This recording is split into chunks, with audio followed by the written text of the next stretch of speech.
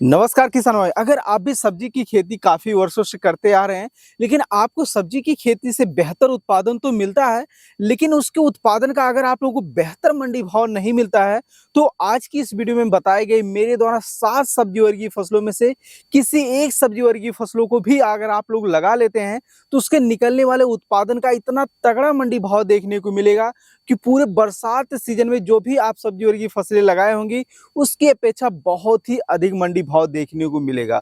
अब क्यों देखने को मिलेगा, उसकी फसल कब से लेकर कब तक लगानी है, कैसे लगानी है, किस विधि से लगानी है, इन सब के बारे में कम समय में डिटेल में जानकारी के लिए इस वीडियो को पूरा देखें।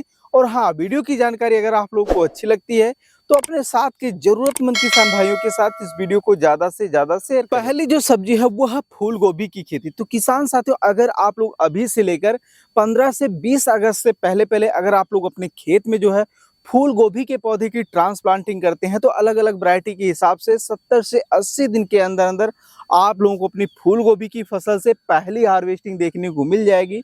उस समय आप लोगों को अपनी फूल गोभी की फसल से एक बेहतर उत्पादन भले ही देखने को ना मिले, लेकिन जो भी उत्पादन होगा उस उत्पादन का इतना बेहतर मंडी भाव देखने को मिलेगा कि आप लोग कम क्षेत्रफल वाले खेत में भी फूल गोभी की खेती करके बहुत ही अच्छा खासा मुनाफा कमा सकते हैं। उसके दो प्रमुख कारण, पहला कारण तो यही है कि अधिकतर किसान भाई फूल गोभी की खेती जो है वो अक्टूबर, नवंबर, दिसंबर, जनवरी महीने में करते हैं।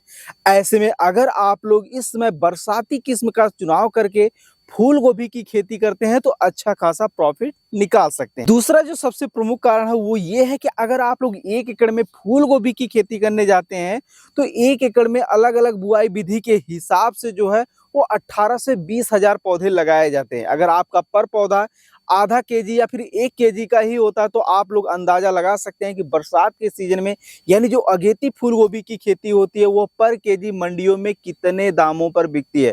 40 से 50 रुपए किलो यहाँ पर थोक मंडी भाव देखने को मिल जाता है। तो आप लोग अंदाजा लगा सकते हैं कि कितना अधिक मुनाफा आप लोग कमा सकते हैं। ये तो थे दो प्रमुख कारण जिसके कारण आप लोग अच्छा प्रॉफिट निकाल सकते हैं। अब सवाल आता है कि इसकी खेती कैसे करें। तो देखिए, अगर आप लोगों ने इसकी नर्सरी डाल रखी है इस समय, तो आप लोग पौधे की ट्रांसप्लांटिंग कर सकते हैं। या फिर अगर आप लोगों ने नर्सरी नहीं डाली है और आपके एरिया का मौसम सही है, तो आप लोग अगल बगल आसपास के कुछ किसान भाइयों को देख सकते हैं जो नर्सरी का काम करते हैं। वहां से पौधे लेकर आप लोग डायरेक्ट अपने खेत में प्लांटिंग कर सकते हैं। और वो भी अगर आप लोगों को नहीं हो पा रहा है, तो आप लोग नर्सरी भी इसका डाल सकते हैं, तब भी आप लोगों का लेट नहीं होगा। और जब भी आप लोग पौध रोपाई करें, खेत की अच्छी तरीके से तैयारी करें। और अगर संभव हो जाए तो आप लोग जो हम मल्चिंग पेपर का उपयोग जरूर करें, जिससे बरसात के सीजन में खरपतवार नियंत्रण करने में आसानी होती है और आपका जो भी पौधा होता है वो अच्छी तरीके से ग्रो करता है। तो आप लोग कुछ इस तरीके से जो है फूल गोभी की खेती करें। किसान साथियों, जो सब्जी वर्गीय फसल है वह हरी प्याज की खेती। तो किसान साथियों, अगर आप लोग अभी से लेकर 15 अगस्त से पहले पहले अपने एरिया के मौसम को देखते हुए खेत की अच्छी तरीके से तैयारी करके अपने खेत में जो है वो हरी प्याज की बुआई करते हैं, यानी प्याज की छोटी छोटी सूखी कंदियों की बुआई करते हैं, तो ये फसलें मात्र जो है 25 से 35 दिन में हार्वेस्टिंग के लिए तैयार हो जाएंगी। उस समय आप लोगों को अपनी प्याज की फसल से एक बेहतर उत्पादन तो देखने को मिलेगा, साथ ही साथ उस उत्पादन का इतना बेहतर मंडी भाव देखने को मिलेगा, जिससे आप लोग कम क्षेत्रफल वाले खेत में भी प्याज की खेती करके बहुत ही अच्छा खासा मुनाफा कमा सकते हैं। सवाल आता है कि इसकी खेती सफलतापूर्वक कैसे करें। तो देखिए, इसका वीडियो आज ही जो है फेसबुक पर हमने पोस्ट कर दिया है। उसका लिंक आप लोगों को डिस्क्रिप्शन और कमेंट बॉक्स में मिल जाएगा, तो उस पर आप लोग क्लिक करके उस वीडियो को आप लोग डिटेल में देख सकते हैं। बाकी मैं शॉर्ट में यहाँ पे बता देता हूँ कि आप लोगों को अच्छे तरीके से खेत की तैयारी कर लेना है, जैसा कि आप लोग हमारे पीछे देख रहे हैं। उसके बाद गन्ने की बुआई जिस हल से की जाती है, ट्रेंचर से, उससे आप लोगों को मेड़ बना देना है। उसके बाद आप लोगों को प्याज की छोटी छोटी कंदियां जो हो मंडी से खरीदना है, वो सस्ते दाम में आप लोगों को उपलब्ध हो जाएगी। और आप लोग लेबर लगा के जो है मेड़ पर प्याज की छोटी छोटी कंदियों की उस पर बिजाई कर दीजिए। और समय समय पर खाद और पानी का ध्यान रखने के साथ साथ आप लोगों को फंगस जनित कीटों का भी यहाँ पे थोड़ा बहुत अटैक देखने को मिलता है, तो उसका आप लोग समय पे नियंत्रण जरूर करें, जिससे आप लोग आने वाले समय में एक अच्छा खासा प्रॉफिट निकाल पाएंगे। लागत और समय की अपेक्षा प्रॉफिट ज्यादा आपको मिलेगा। अब सवाल आता है, ये फसल की खेती कौन से किसान भाई को करनी चाहिए और कौन से किसान भाई को नहीं करना चाहिए। तो देखिए, अगर आप लोग ऐसे क्षेत्र से हैं जहाँ पे बारिश बहुत ही ज्यादा होती है और यहाँ पर हो भी रही है, तो ऐसे कंडीशन में आप लोगों को इस फसल को जो है अवॉइड करना चाहिए। वहीं दूसरी तरफ अगर आप एक ऐसे एरिया से हैं जहाँ पर जो है पिछले 2-3 वर्षों में या काफ़ी दिनों से देख रहे हैं कि उसमें बारिश कम हो रही है और इस समय भी बारिश कम हो रही है, ऐसे कंडीशन में अगर आपके पास ऊँचाई वाला खेत है, जैसा कि आप लोग हमारे पीछे देख रहे हैं, यहाँ पे ऊँचाई का खेत है, यहाँ पे पानी जो है वो बरसात के सीज़न में भी नहीं लगता है। तो ऐसी कंडीशन में जो है आप हरी प्याज़ की बुआई करके जो है अच्छा खासा प्रॉफ़िट निकाल सकते हैं। इसमें खाद, बीज, दवाई और सिंचाई का उचित प्रबंधन कैसे करें जिससे कम बजट में अच्छे से ये फसल तैयार हो जाए, तो उसका वीडियो जैसा कि हमने आपको बताया कि फ़ेसबुक पर हमने पोस्ट कर दी है, उसका लिंक डिस्क्रिप्शन में है। तो उस पर आप लोग क्लिक करके उस वीडियो को ज़रूर देखें और आवश्यकता समझ में आए, अगर फ़ायदेमंद लगे तो पेज को हमारे फॉलो ज़रूर करिएगा। अगली जो फसल है वो है मूली। तो किसान साथियों, अगर आप लोग अभी से लेकर 15 अगस्त से पहले-पहले अपने एरिया के मौसम को देखते हुए अपने खेत की अच्छी तरीके से तैयारी करके मेड़ विधि से अगर आप लोग मूली की बुआई करते हैं, तो बुआई करने के मात्र 35 से 40 दिनों के अंदर-अंदर ये मूली की फसल हार्वेस्टिंग के लिए तैयार हो जाती है और उस समय आप लोगों को अपनी मूली की फसल से एक बेहतर उत्पादन तो देखने को मिलेगा ही मिलेगा, साथ ही साथ उस उत्पादन का इतना बेहतर मंडी भाव देखने को मिलेगा जिससे आप लोग सर्दियों के मौसम में मूली की खेती करना छोड़ आप लोग बरसात और गर्मी के सीजन में मूली की खेती करना शुरू कर देंगे। लेकिन सवाल ये आता है कि ये मूली की खेती हमें कौन से फार्मर भाई को करना चाहिए और कौन से फार्मर भाई को नहीं करना चाहिए। तो देखिए, अगर आप लोग ऐसे एरिया से हैं जहाँ पर बरसात के सीजन में काफ़ी ज़्यादा बारिश होती है, अनियमित बारिश होती है, ऐसे कंडीशन में आप लोग मूली की बुआई ना करें।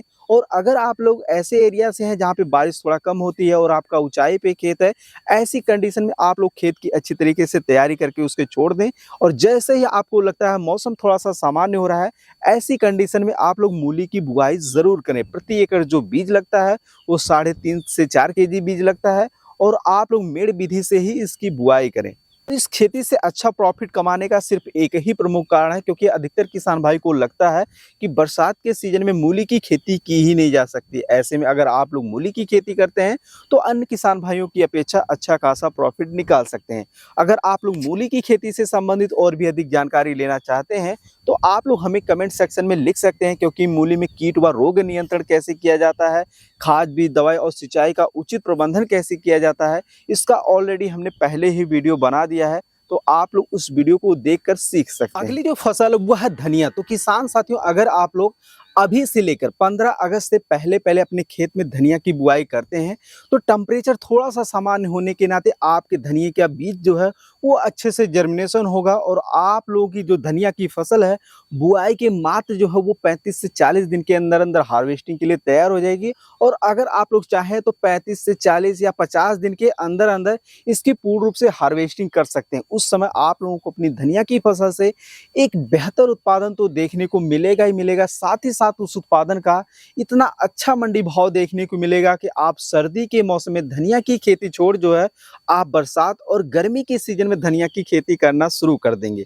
लेकिन सवाल वही आता है कि क्या सभी किसान भाइयों को धनिया की बुआई करना चाहिए? तो मेरे हिसाब से बिल्कुल गलत है। अगर आपके एरिया में बारिश ज़्यादा हो रही है तो आप लोग धनिया की बुआई ना करें, क्योंकि धनिया का जो बीज है वो थोड़ा लेट जर्मिनेट होता है। ऐसे में आपके जो धनिया का बीज है अधिक बारिश होने की वजह से वो सड़ और गल जाएगा और आप लोगों की जो पूरी की पूरी फसल है वो खराब हो जाएगी। वहीं दूसरी तरफ अगर आपके एरिया में कम बारिश हो रही है और कम बारिश होने की संभावना है, तो ऐसी स्थिति में आप लोग जिस तरीके से हमने खेत की तैयारी करके जो है बुआई करने के लिए खेत को छोड़ रखा था, उसी हिसाब से आप लोग भी अपने खेत की अच्छी तरीके से तैयारी करके उसको छोड़ दें। जैसे ही थोड़ा सा मौसम सामान्य होता है, लगता है आपको अब मौसम सामान्य सा हो रहा है, तो आप लोग जो है मेड़ विधि या समतल क्यारियों में भी धनिया के बीज की बुआई कर सकते हैं। लेकिन यहाँ पर एक चीज़ का ध्यान रखना है कि ऐसे खेत का आप लोग चुनाव करें जिस खेत में जल भराव की स्थिति ना बनती हो और आप लोग खेत के चारों तरफ जो है वो गहरी नाली बनाएं, जिससे खेत का पानी जो है वो नाली में जाए और नाली के द्वारा जो है वो खेत से बाहर निकल कर चला जाए। अब आपको यहाँ पर बीज कितना लेना है, तो प्रति एकड़ आप लोगों को 14 से 15 केजी बीज लेना है, क्योंकि बरसात के सीजन में बीज जलने से थोड़ा सा प्रभावित देखने को मिलता है। इस वजह से आप लोगों को बीज थोड़ा ज़्यादा लेना है। अब धनिया की खेती बरसात के सीजन में सफलतापूर्वक कैसे करें, इसके बारे में अगर आप लोग डिटेल में जानकारी लेना चाहते हैं तो आप लोग इस वीडियो को देखें। इस वीडियो का लिंक आप लोगों को डिस्क्रिप्शन में देखने को मिल जाएगा। फसल वो है पालक। तो किसान साथियों, सेम कंडीशन वही है कि अगर आप लोगों के एरिया में बारिश कम हो रही है तो आप लोग मूली और धनिया की खेती करने के साथ साथ कुछ एरिया में जो है वो पालक की बुआई कर सकते हैं, जिससे आप लोग पालक की फसल से भी सर्दी के मौसम की अपेक्षा इस मौसम में आप लोग अच्छा खासा प्रॉफिट निकाल पाएँगे। लेकिन वहीं दूसरी तरफ अगर आपके एरिया में बारिश ज़्यादा हो रही है, बारिश होने की ज़्यादा संभावना है, ऐसे कंडीशन में आप लोग खेत की तैयारी करके बिल्कुल इसको छोड़ दीजिए। जैसे ही मौसम थोड़ा-सा सामान्य होने लग जाए, आप लोग पालक की बुआई करके अच्छा खासा प्रॉफिट निकाल सकते हैं। पालक की खेती करना बहुत ही आसान है, इसलिए आप लोग पालक की खेती की जानकारी आप लोगों को कैसी लगी, ये कमेंट में बताइएगा और ऐसे ही खेती-बाड़ी से जुड़ी उपयोगी वीडियो देखते रहने के लिए हमारे चैनल को ज़रूर सब्सक्राइब करें। धन्यवाद।